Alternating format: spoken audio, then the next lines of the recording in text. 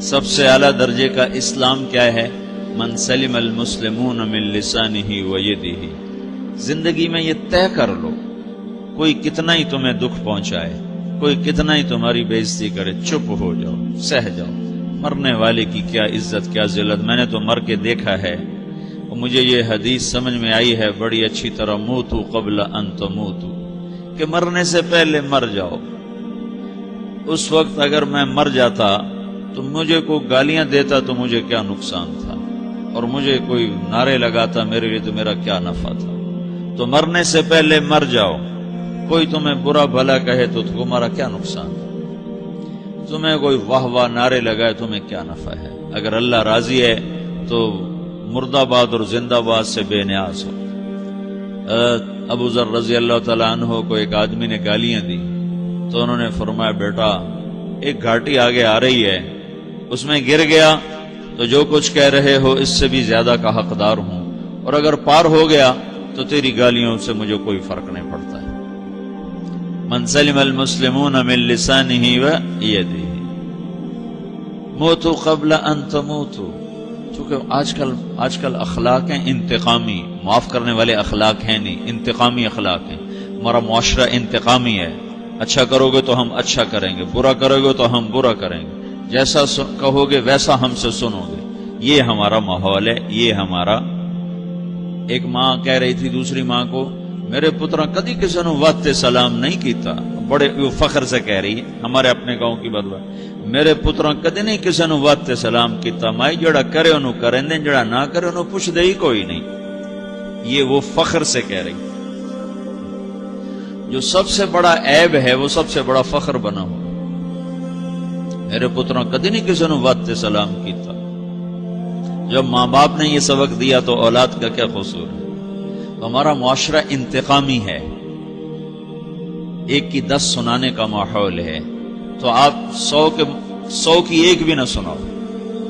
احنف بن قیس رضی اللہ تعالیٰ عنہ پہ ایک آدمی نے چڑھائی کر کہنے لگا، ایک سناؤ گے نا تو 10 سنو گے میری طرف سے۔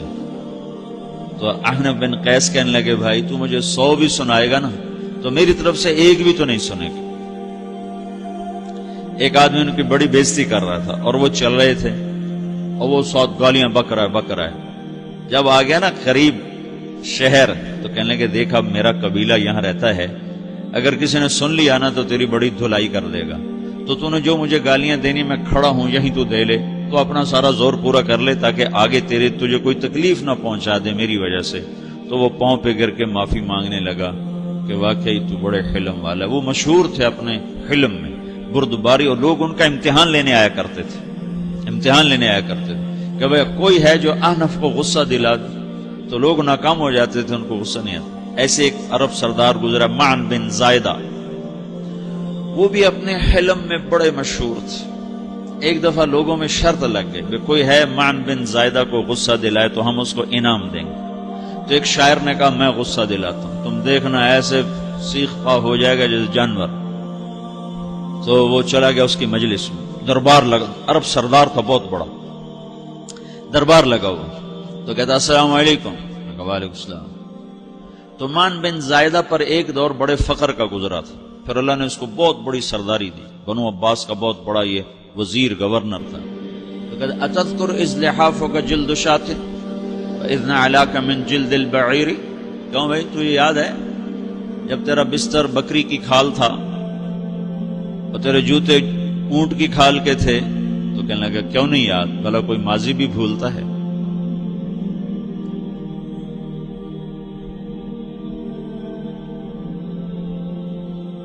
تو وہ کہنے لگا، پہلا وار تو خطا گیا، کہ فسبحان الذی آتاک ملکا وعلمک الجلوس علی السریر۔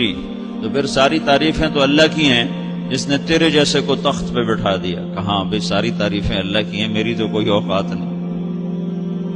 تو کہنے لگا، سأرحل عن دیار انت فیہا وان جار الزمان علی الفقیر، جہاں تیرے جیسا حکمران ہو وہاں مجھے رہنا گوارا ہی نہیں ہے، میں یہاں سے چھوڑ کے نکل جاؤں گا چاہے کتنی تکلیف اٹھاؤں۔ بڑے دربار میں یہ ایک گورنر اور وزیر سے بات ہو رہی ہے، تو وہ کہتا ہے اچھا بھائی اگر تو ہمارے پاس رہے گا تو ہم تیرا اکرام کریں گے، اور اگر تو جانا چاہتا ہے تو پھر رافقت کا سلام،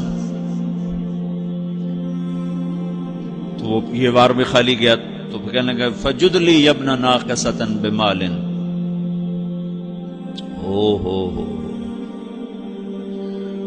او گندی ماں کے بیٹے مجھے کچھ عطا بھی کر، میں بغیر پیسے کے سفر کیسے کروں گا؟ عرب کو کسی کو بھی ماں کی گالی دے دینا پھر عرب سردار ہو. فجد لی یبن ناقصۃ بمال،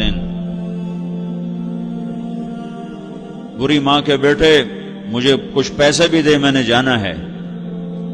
میں کہا بھائی اس کو 3000 دے دیا جائے. اللہ تو کہنے لگا قلیل ما آتیتنی و انی لأتمو منک فی الکثیر، یہ تو بہت تھوڑا تو نے دیا ہے، مجھے اور دے. کہا اچھا بھائی 3000 اور دے دو. تو وہ شاعر کی بھی آنکھیں پھٹ گئیں. کہنے لگا اب ٹھہر جا ٹھہر جا، اب میں تیری اصل تجھے بتاتا ہوں. سألت اللہ ان یبقیک ذخرا فما لک فی البریۃ من نذیر، میں اللہ سے دعا کرتا ہوں اللہ تیرے جیسوں کو سلامت رکھے، تیرے جیسا دنیا میں کسی ماں نے جنا ہی کوئی نہیں. فمنک الجود والافضال حقا وفضل یدیک کالبحر الغزیر، تو ہی سخی ہے، تو ہی کریم ہے، اور سمندر بھی تیری سخاوت کے آگے کچھ نہیں ہے. تو نے کہا اچھا بھائی تو نے ہماری برائی کی، ہم نے تمہیں 6000 دیے، اب تو نے ہماری تعریف کی، اب 10,000 اور دے دو اس کو. باتیں ہی رہ گئیں، باتیں ہی رہ گئیں. کہاں سے لائیں ایسے لوگ؟ ہمارا معاشرہ انتقامی ہے، بدلہ لینے کا ہے، بدلہ لینے کا. تو میرے ساتھ کیا میں نے بھی کرنا ہے. اعلیٰ درجے کا اسلام یہ سکھا رہا نہیں چپ ہو جاؤ، سلامت بن جاؤ، سلامتی بن جاؤ، سلامتی کی علامت بن جاؤ. من سلم المسلمون من لسانہ ویدہ. اب وہ سوال کرتا ہے یا رسول اللہ ای الایمان افضل، سب سے اعلیٰ درجے کا ایمان کیا ہے؟ اسلام کیا ہے؟ کلمہ، نماز، روزہ، حج، زکوٰۃ. اعلیٰ درجے کا اسلام کیا ہے؟ من سلم المسلمون من لسانہ و یدہ. یہ اخلاق کا ادنا درجہ ہے، ادنا درجہ ہے. ادنا درجے پر پہنچ کر آپ اسلام میں اعلیٰ درجے پر آ سکتے ہیں. وہ سوال کرتا ہے ایمان کیا ہے؟ تو آپ نے کہا اللہ پر، فرشتوں پر، کتابوں پر، رسولوں پر، موت کے بعد کی زندگی پر، تقدیر پر. اب ایک اور سائل سوال کرتا ہے ای الایمان افضل، سب سے اعلیٰ درجے کا ایمان کیا ہے؟ تو آپ نے فرمایا حسن الاخلاق، اچھے اخلاق سب سے اعلیٰ درجے کا ایمان ہے. جو آدمی اسلام میں، جو آدمی اخلاق میں، جو مرد عورت اخلاق میں ادنا درجے پر ہوتا ہے وہ اسلام میں اعلیٰ درجے پر پہنچتا ہے. اب اگر وہ اخلاق میں اعلیٰ درجے پر آ جائے تو اب یہ کہاں پہنچے گا؟ اب یہ کہاں پہنچے گا؟ میرا نبی کہہ رہا ہے سب سے اعلیٰ درجے کا ایمان ہے حسن اخلاق، حسن اخلاق. ابو ہریرہ نے پوچھا یا رسول اللہ وما حسن الاخلاق، یہ بھی ایک اور حدیث ہے. یا رسول اللہ حسن اخلاق کیا چیز ہے؟ تو آپ نے 3 چیزیں فرمائی، تصل من قطعک وتعطی من حرمک وتعفو عمن ظلمک. جو تم سے توڑے نہ تم اس سے جوڑو.